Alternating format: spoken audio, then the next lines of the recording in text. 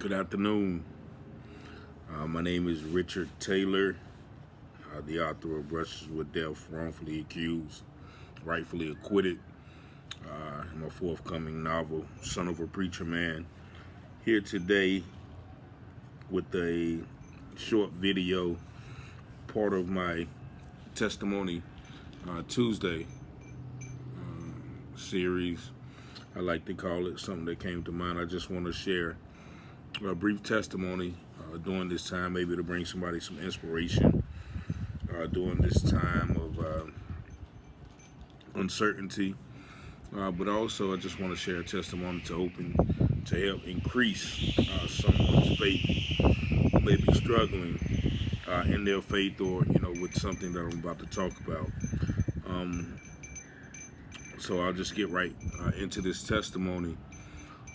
It was about 2 years ago, on March the 8th, 2018, that I suffered a stroke that was, brought about by cocaine use. And just let me give you a little backdrop. I've been on probation. I had been on probation for a period of 8 years prior to this incident. And during that time, I had failed several drug tests. So my probation officer gave me a weekly class to take, a substance abuse class that I was to attend every Thursday. And as a part of that class, I would have to show up every Thursday, and I would be subject to a drug test. And, if I would have failed a drug test that day, that would have been a violation of my probation. So nevertheless, every Thursday, I would go to the class. But being that I knew that I wouldn't have the class until another week, that every Thursday night, I would indulge in cocaine use, because I knew I had a whole entire week before I had the probability of being tested again.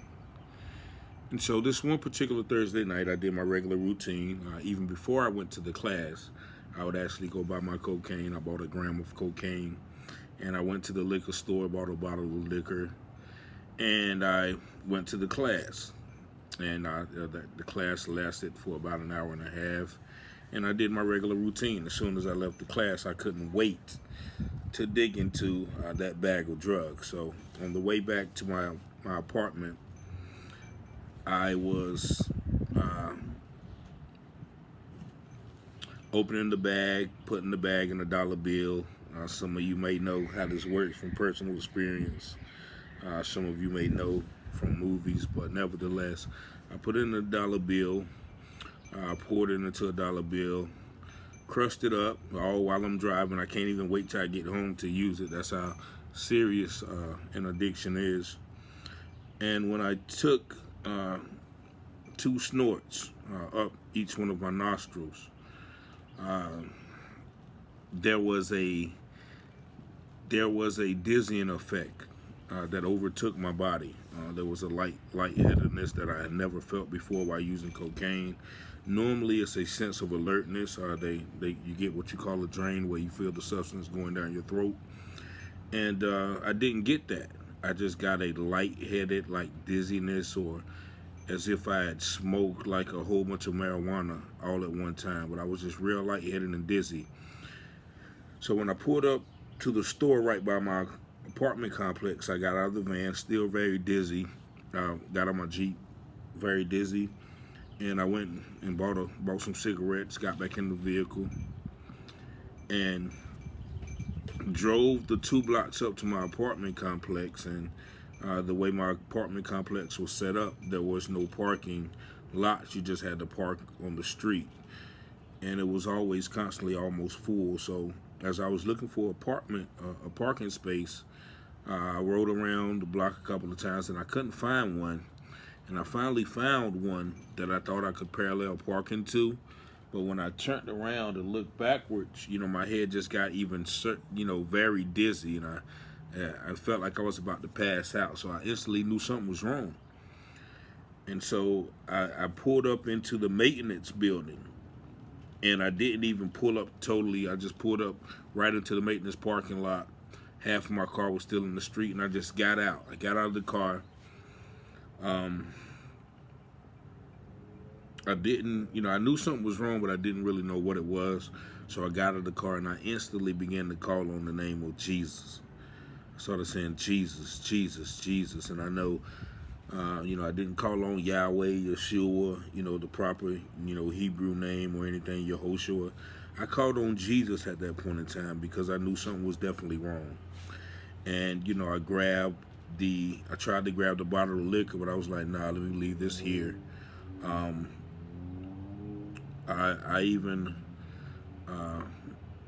I grabbed the keys out of the car, but I made sure one thing I made sure I grabbed was the cocaine. I held it in my hand, and something just told me to to start calling the name of Jesus. Something tried to tell me to get called 911, but my fingers just wouldn't dial the number. So I started to walk probably the 100 yards, I say 100 yards, about 50 yards to my apartment.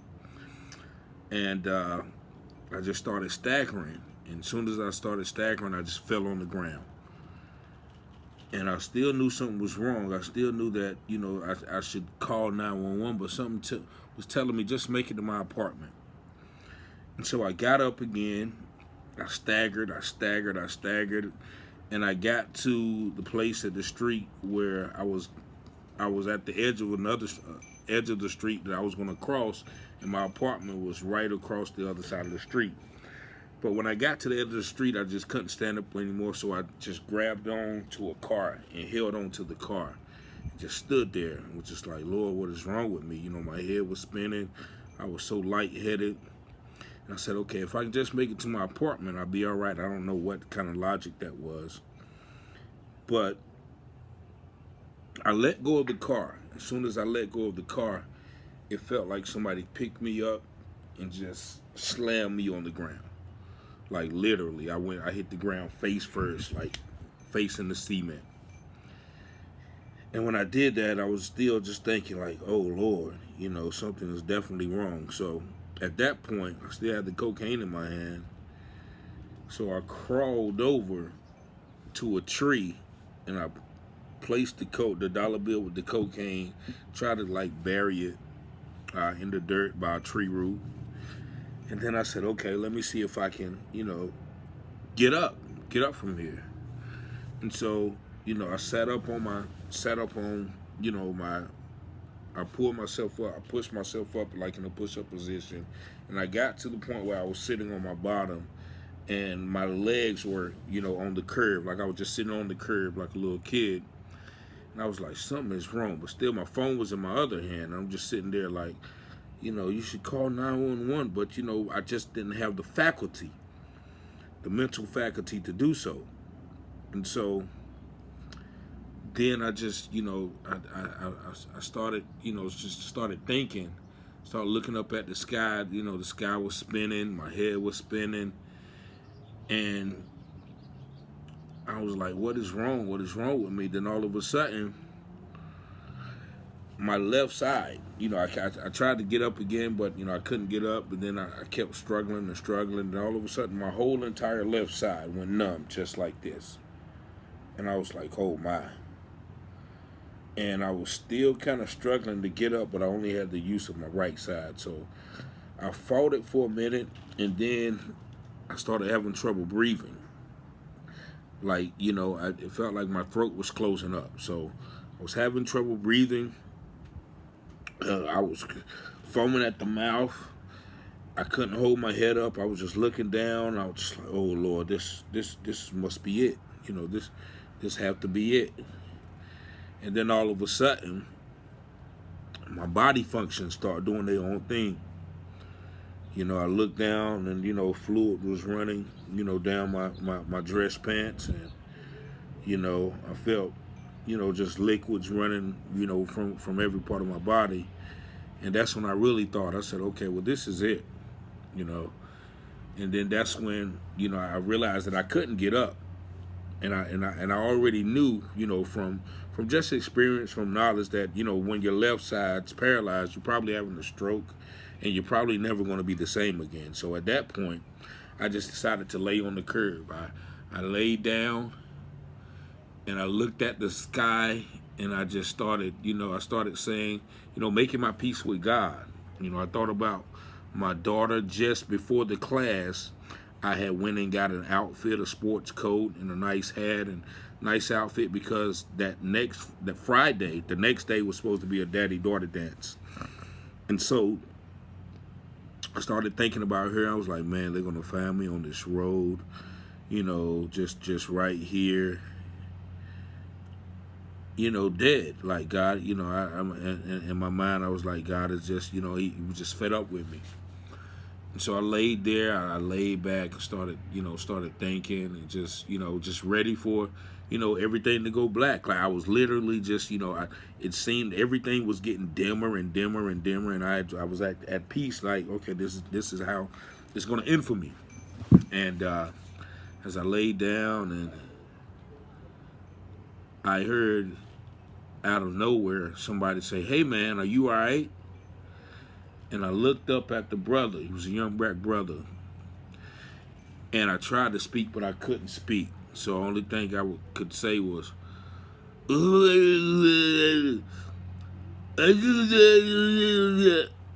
I noticed that, there was spit and everything just dripping from my mouth, and I was shaking a little bit. It was almost like I was having a seizure. Probably was. And he was like, "Ah man." So I heard him call the ambulance, right? And so when he called my name, I tried with all of my energy to lift myself up with my right side of the body. And so I got up halfway, and I'm just like, and I'm still talking and struggling. So he called the ambulance, and of course, the ambulance, it seemed like it took forever. However long it was, the ambulance came, but when he called, that gave me that extra will to sit up and fight, and continue to pray in my mind, and just plead with God to not let me go out in this manner. And when the ambulance got there, I was unable to talk. The two paramedics got out the van, and they tried to pick. They was asking me questions, but I mean, I couldn't really talk. I couldn't form no words, and so they tried to pull me up, but they didn't know that my left side was paralyzed. So while they're trying to pull me up, and I'm grabbing onto them with my right side really, really, really hard, and they're like fussing at me, "Man, get off me! Quit holding me like that! If you don't quit squeezing me like that, I'm gonna, we're gonna drop you." But I can't relate to them that, hey, my left side is not moving. And they finally got me in the car. The police came as well. They got me in the ambulance, and I sat in the ambulance, and they started asking me questions. "Hey man, have you been doing any drugs? Have you, what's wrong with you? Have you been drinking?" And at this point, I can't even make a sound. I'm just like, because I knew what was happening. I knew I was having a stroke just by, just by common knowledge. I was like, and I couldn't say anything. And so then the guys, I'm hearing them talk, "Oh yeah, he must be on drugs. Look at his arms. Look like he have tracks on his arms. Yeah, this is hey man." And they were just talking, like they weren't there to help me. But of course they did help me, and they got me to the hospital. And I guess according to what they told the doctors or the nurse, before I got there, I guess they had some sort of resuscitation mechanism set up for me, or they had some procedures set up for me because of what the paramedics told them. And as soon as they wheeled me into the hospital, I never forget this white lady. I didn't get her name, but the white nurse came up to me, or the doctor, and with just such compassion, she just said, "Are you okay? What's going on?" And right then and there, I said, "I'm having a stroke," and everything came out. My movement came back. Everything came back, and I was like, "Yeah, I'm having a stroke. I'm having a stroke. I had a brain aneurysm, how many ever 4 years before that, and I was just like, I'm having a stroke, and she asked me, had I used any drugs. I told her what I had used, and so they wheeled me back. I had a massive, massive headache.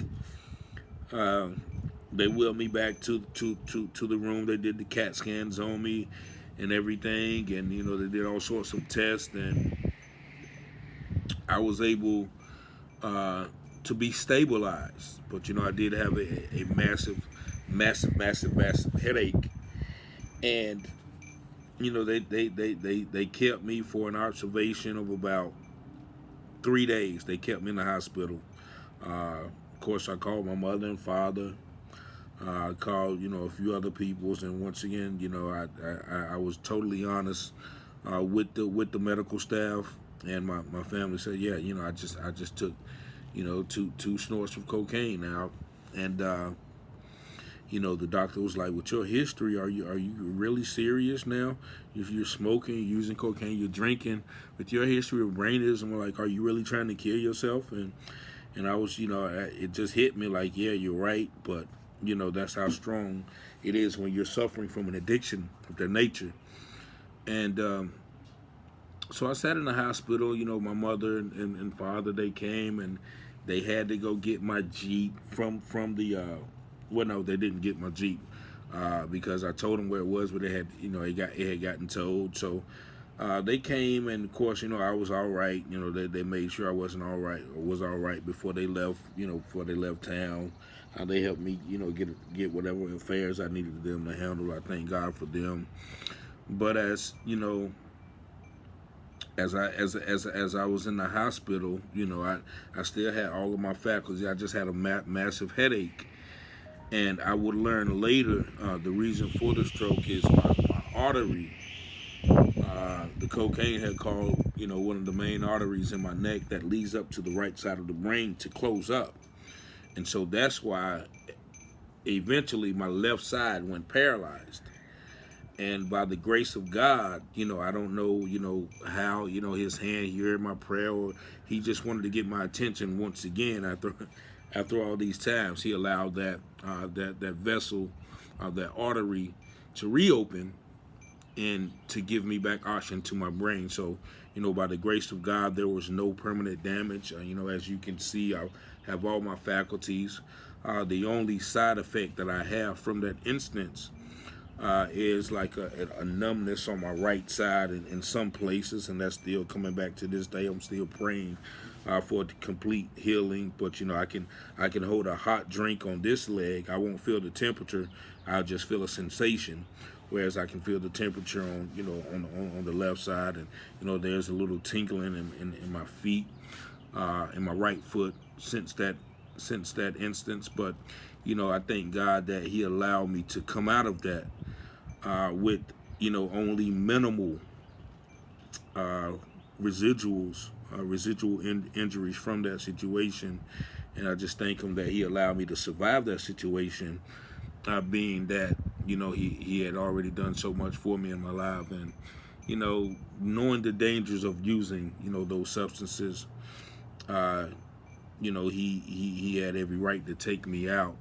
And once again, here's the insanity of it all. 3 days after I got out of the hospital, uh, I was able to go and get my Jeep.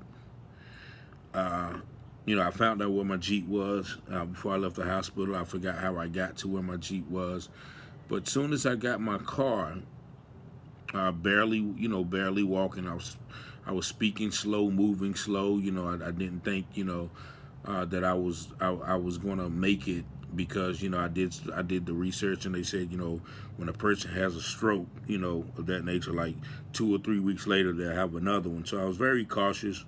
But the insanity of all is when I got out of the hospital and pulled back into my complex. First of all, I went directly. When I found out that my parents had discarded the bottle of liquor that I had in the car when they had when they had went to I think that I did leave the keys in there, and they went and got my Jeep for me. But they had threw the bottle of liquor away that I had in there. And so when I got into the car and realized that the liquor was gone, I went straight to the liquor store, uh, leaving the hospital from having a stroke. And then when I pulled up to the complex, barely able to walk still, still moving slow. I went right back to that tree to see if that cocaine that caused me to have the stroke in the first place was still there. And fortunately, it wasn't, because in that state of mind, in that state of addiction, I probably would have tried it right then.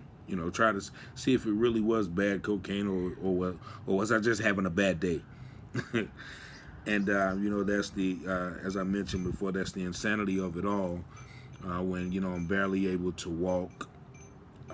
You know, if anybody has had a stroke, you know, it was a time like right after the stroke that I couldn't think really clearly. I couldn't formulate my words. Even when I was talking, even when I would talk, I would get tired. I was working. When I went back to work, people would give me information over the phone, and by the time they finished giving me five numbers, I would have to ask them to repeat those numbers again.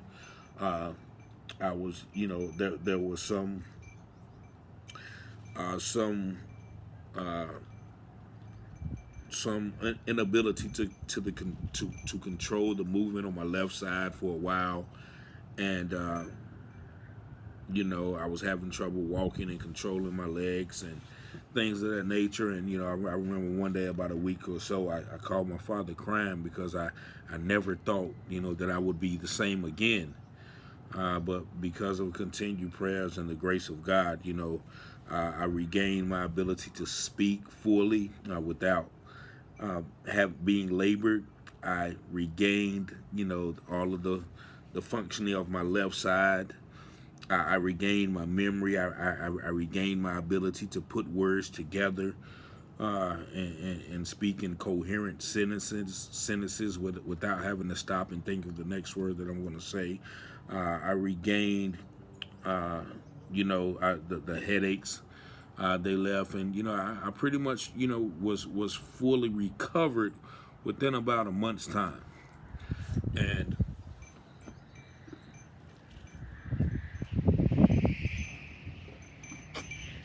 I got my green juice here, which I started drinking after I had the surgery. Uh, a good friend told me about the combination of celery, cucumbers, kale, spinach, green apples, and a few other ingredients to kind of help build your body back up and get toxins and things like that. But I've been drinking that ever since. But I'm just so blessed to be able to come out of that alive. Uh, I'm so blessed for the ability to speak, because I couldn't speak for a good 30 minutes, and I figured that would be my lot for the rest of my life. So I'm grateful for God.